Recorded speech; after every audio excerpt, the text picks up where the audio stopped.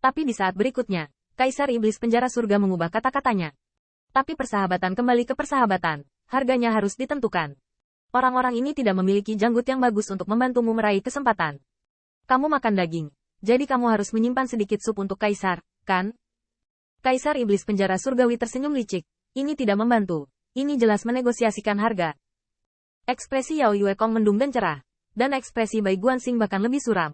Menegosiasikan harga sebelum Anda bisa melakukan apapun. Itu tidak sesuai. Bukankah ini penjahat sebelum seorang pria? Kapan Anda menjadi gentleman? Kaisar Iblis Penjara Surgawi tercengang. Dan pada akhirnya dia hanya tertawa dan tidak berkata apa-apa lagi. Qin Yichen dapat melihat bahwa tidak apa-apa bagi Kaisar Iblis Penjara Surgawi untuk membantu. Tetapi mantan Kaisar Surgawi sekarang juga bergemerincing dengan buruk. Tampaknya tertarik pada kesempatan tanah suci bulan iblis. Kaisar Iblis Penjara Surgawi mengobrol tanpa sepatah kata pun. Dan selama periode ini, ada juga banyak makhluk tirani yang datang untuk saling menyapa. Kecuali untuk adegannya, arti umum dari keberadaan ini sangat jelas. Dan mereka mirip dengan Kaisar Iblis Penjara Surgawi. Kaisar Iblis Yuekong melihat langit lagi. Itu memuaskan dan memberi selamat. Perjalanan Kaisar Iblis harus untuk kesempatan leluhur. Jika hari ini adalah kekacauan, orang-orang tidak dapat diprediksi.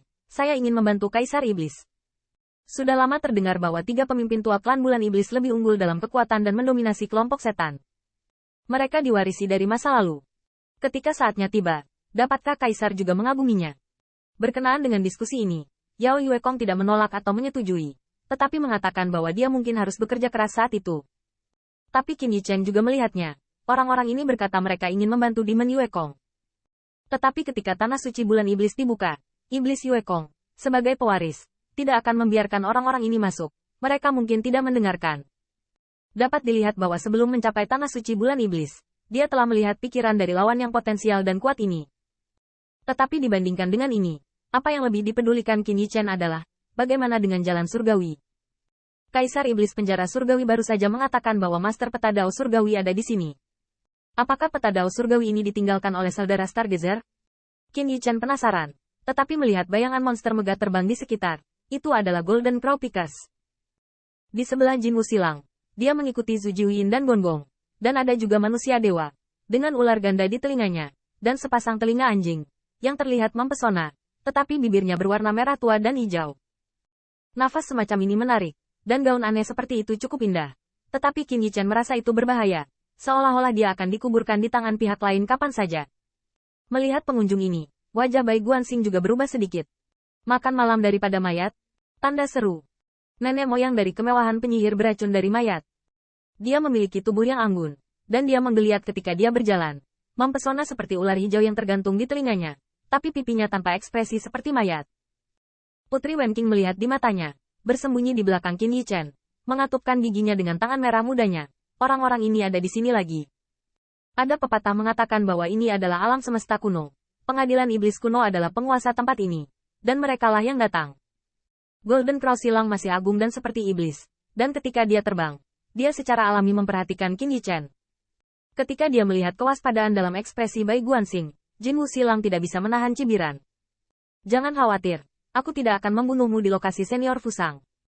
Bai Guanxing juga tersenyum. Bahkan mayat Sebi keluar dari gunung. Tidak apa-apa.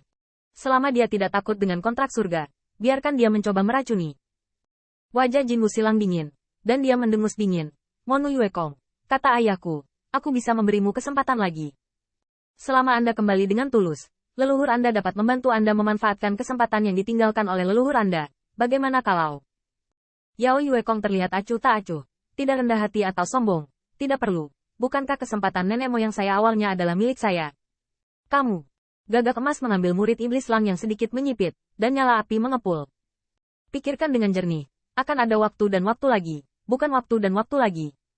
Jika kamu tidak mengiringkan kali ini, kamu tidak akan memiliki kesempatan lagi di masa depan. Yao Yuekong berkata dengan dingin. Jika kamu berani mengambil kesempatan dari klanku, aku akan membunuhmu.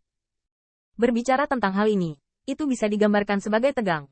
Banyak orang kuat di sekitar menonton pertunjukan yang bagus, dan beberapa orang kuat memberi hormat pada Jin Wu Silang dengan sikap yang ambigu. Qin Yichen juga memiliki ekspresi dingin, dan keberadaan di sini bisa menjadi lawan yang merampok tanah suci bulan iblis. Saya harus mengatakan bahwa yang kuat itu seperti awan dan sangat sulit untuk dihadapi. Bai Guanxing lah yang sekali lagi mengundang kedua kaisar untuk saling membantu, ditambah pembentukan kembali Dao Heart oleh Yao Yuekong, tidak satu pun dari mereka dapat menyapu penonton. Qin Yichen bahkan ingat bahwa ketika Dijun memarahi Golden Crow silang di Wentiangwan, dia berkata bahwa kesalahan terbesar yang dibuat oleh yang terakhir adalah bahwa dia harus mengorbankan Golden Crow untuk menutupi langit sejak awal. Jin Wu Silang juga berkata bahwa lain kali, dia tidak akan membuat kesalahan yang sama lagi. Tetapi Qin Yichen merasa bahwa kali ini, gagak emas silang juga harus memiliki gagak emas di tangannya. Bai Guanxing tidak mau repot-repot memperhatikannya, dan bocah Tao yang gemuk itu melompat ke bawah pohon kembang sepatu dan membungkuk ke pohon kembang sepatu. Tuan, Kaisar Iblis Yuekong dan Tuan Bai telah mengundang. Bai Guanxing mengikuti pandangannya, merapikan pakaiannya dengan Qin Yichen, dan dengan hormat memberi hormat pada pohon suci Fusang. Putra Baize, saya telah bertemu senior Fusang. Hal yang sama juga terjadi pada Jin Wu Silang, dan dia berkata dengan hormat, Senior, ayah meminta saya untuk datang dan melihat-lihat tempat tinggal ayah, dan biarkan generasi yang lebih muda menyapanya.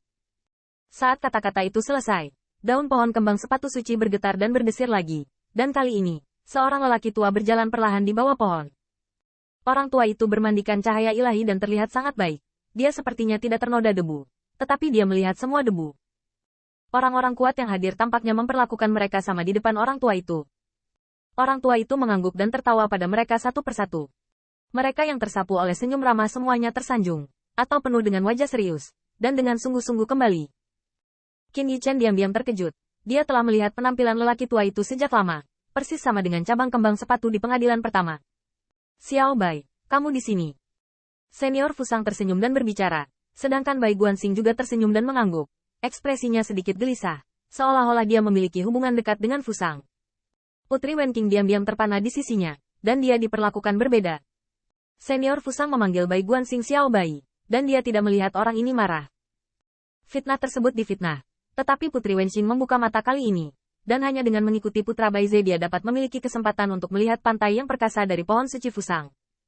Senior, peta Dao Surgawi pergi bersamamu. Apakah sudah waktunya untuk melihat matahari lagi? Ketika Bai Guanxing sampai pada topik, Anda harus tahu bahwa mereka diundang, dan tidak seperti orang-orang kuat lainnya. Pohon Dewa Fusang mengundang mereka untuk menjadi lebih dari sekedar nostalgia. Namun, begitu Bai Guanxing selesai berbicara, dia melihat Jin Wu Silang menyela dirinya sendiri. Senior, 9 saudara laki-laki dan perempuan saya, yang masih menderita karena penindasan. Dapatkah Anda mengangkat tangan dan mengambil kembali panah Fusang?